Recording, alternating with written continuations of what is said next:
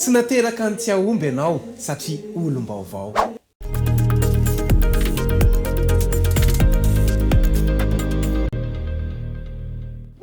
Ary satria olom-baovao ianao dia mivavaka ary ambarako amin'ny anaran'i Jesosy Kristy avy Nazareta fa mampiditra anao amina fotoana vaovao Jesosy. Eno tsara, tsy manan-kery anao intsony ny lasanao. Izay miandry anao dia betsaka no izay very teo amin'ny fiainanao.